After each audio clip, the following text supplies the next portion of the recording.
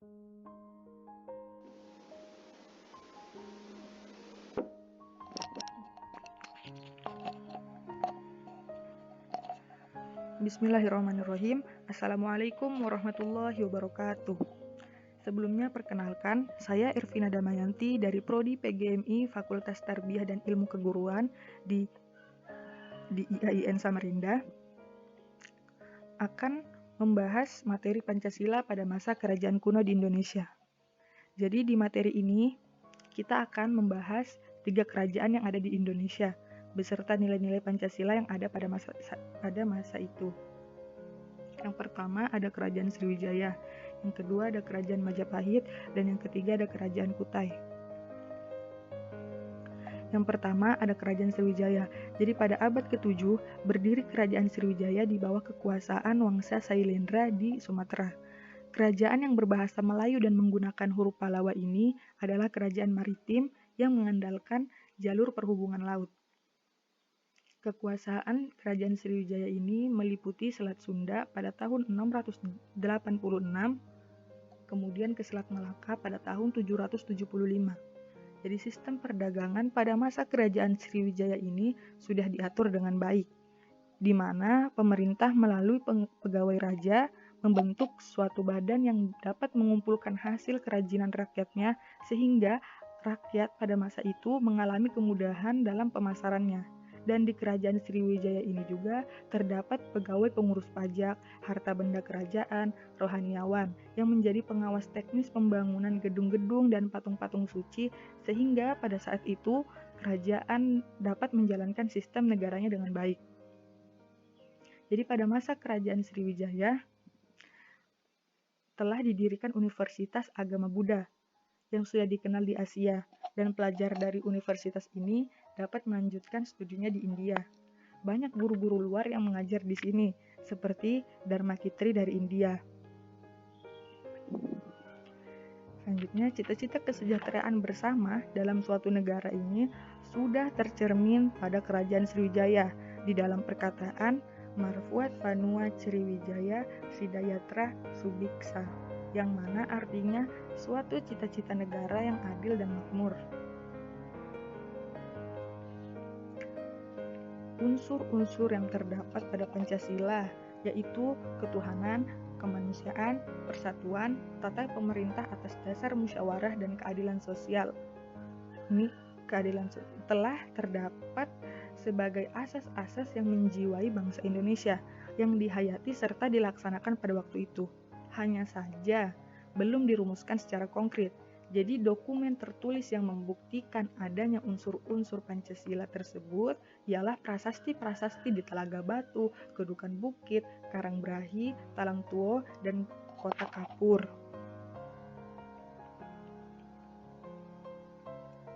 Pada hakikatnya, nilai-nilai budaya bangsa semasa kejayaan Sriwijaya sudah menunjukkan nilai-nilai Pancasila. Apa saja nilai-nilai Pancasila tersebut?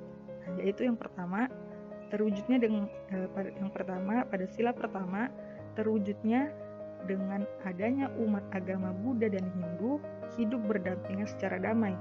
Pada Kerajaan Sriwijaya terdapat pusat kegiatan pembinaan dan pengembangan agama Buddha.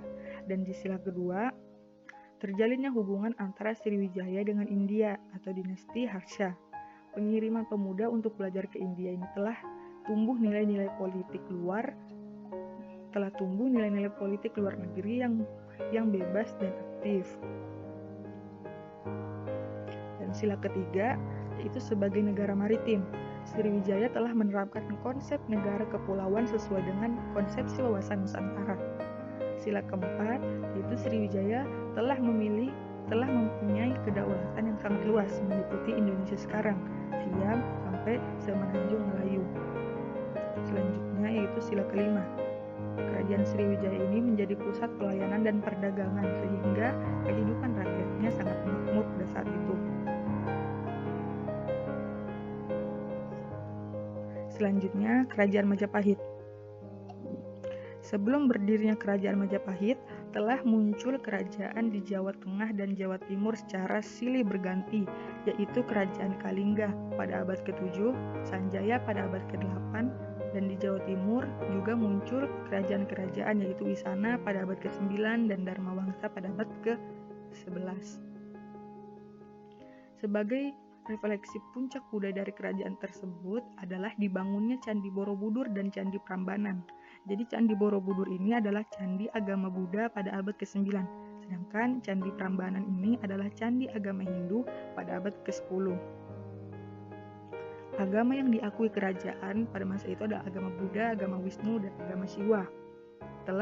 Ini telah hidup berdampingan secara damai. Jadi menurut prasasti Kalagen bahwa Raja Airlangga telah mengadakan hubungan dagang dan bekerja sama dengan Benggala, Chola, dan Champa. Abad ke-13 berdiri Kerajaan Singasari di Kediri, Jawa Timur yang ada hubungannya dengan berdirinya Kerajaan Majapahit. Jadi pada zaman keemasan, zaman kejayaan Majapahit itu dipegang pas pemerintahan Raja Hayam Wuruk dengan Mahapati Gajah Mada. Dan kekuasaan kerajaan Majapahit ini membentang dari semenanjung Melayu sampai ke Irian Jaya.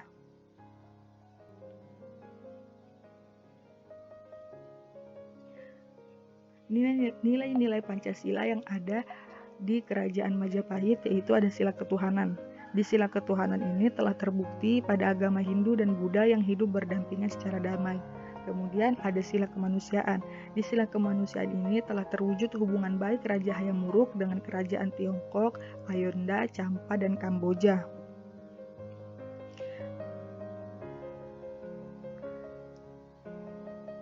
Dan pada sila kemanusiaan ini Kerajaan Majapahit mengadakan persahabatan dengan negara-negara tetangga atas dasar Mitreka Satata. Mitreka Satata ini artinya selalu bersahabat atau bersahabat yang sederajat.